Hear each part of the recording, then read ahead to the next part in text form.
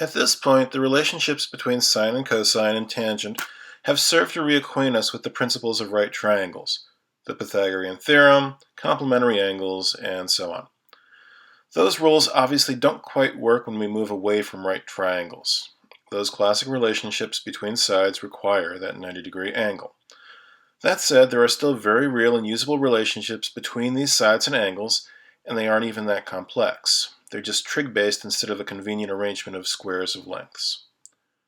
For what we're going to be doing, let's set up a standard triangle, one with sides A, B, and C, and angles alpha, beta, and gamma.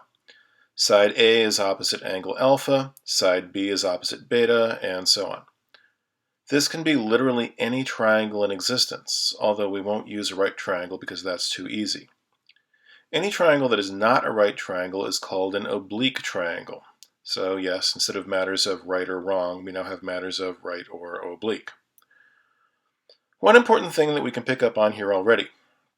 The angle opposite the longest side is visibly the largest angle in the triangle, and the shortest is opposite the smallest. There is a distinct relationship here. Conveniently, it's one that we can actually set up in a formula. That side-to-angle relationship is the basis of the law of sines. For any triangle, sine of alpha over A is equal to sine of beta over B is equal to sine of gamma over C. That relationship between side lengths and angles isn't just a casual thing. It's a locked arrangement with the sines of the angles. Just for the sake of convenience, the reciprocals work just as well. Using this, we can solve oblique triangles in the same way that we solved right triangles, up to a certain point. We can only solve triangles that have certain arrangements of sides and angles. If we only have the three angles of a triangle, we have no way of knowing what the sides are. We can set up proportions, but we have no lock on the length of any one side. On the other hand, if we have the three sides, we can definitely set up and solve for the three angles. The effective use of combinations of some sides and some angles depends on exactly which sides and angles we have in hand. Two angles and any one side is very doable. We find the third angle immediately, use the given side as our reference for length, and proceed. If we have the lengths of two sides and the given angle is the one in between those sides, the included angle, then we're still in good shape, although solving these triangles takes an extra step that we'll discuss soon. If we have two sides and the given angle is not the included angle, we have a problem.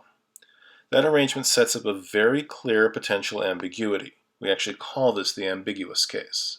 The unsettling thing here is that the law of sines still works. It actually produces two sets of values for the angles, and we can't say for sure which one is the correct one for a given triangle. So watch out for that side-side angle or angle-side-side offering. Go back to that side-angle-side arrangement though. If we think about it a certain way, a right triangle where we know the lengths of the two legs is nothing more than a side-angle-side arrangement. If we can find the relationship between the angles and the sides using the sine function, then maybe there's something that would also work here? Of course there is, because otherwise we wouldn't have brought it up, but it's not the sine function. It's actually the cosine function. The law of cosines states that given two sides and an included angle, the length of the third side squared is the sum of the two given sides squared minus 2 times the product of those lengths times the cosine of the included angle, or a squared equals b squared plus c squared minus 2 times b times c times cosine of alpha. And yes, this squares, no pun intended, perfectly with the Pythagorean theorem, in which case, since the cosine of 90 or pi over 2 is 0, then that new part at the end just drops out. Really, the Pythagorean theorem is just a special case of the law of cosines, where one of the angles in the triangles just happens to be a right angle. In practice, given a side-angle-side arrangement, we use the law of cosines to solve for that third side, then use the law of sines to solve for one of the two missing angles. Because if you have two angles, then in a triangle you have all three. It just takes a quick subtraction from 180. So let's run a complete example and fit all this together. The lengths of two sides of our demo triangle are 37 and 25, and the angle included from those sides is 77 degrees. Set up the law of cosines equation. The length of side A squared is equal to the length of side b squared plus the length of side c squared minus 2 times b times c times the cosine of alpha. A squared equals 25 squared plus 37 squared minus 2 times 25 times 37 times cosine of 77. 25 squared is 625, 37 squared is 1,369. 2 times 25 times 37 is 1850. Perform the operations as directed. 625 plus 1369 is 1994. Cosine of 77 is about 0.22495. 1850 times 0.22495 is about 416.16. 1994 minus 416.16 is 1577.84, and the square root of that is the length of side A, which is 39.722, or very close to that. Between an A of 39.722 and an alpha of 77 degrees, we have one full fraction for our law of sine structure. Sine of 77 is 0.97437. Divide that by 39.722, and we get 0.02453, which is the sine law constant for this triangle. All three of these fractions must work out to that value.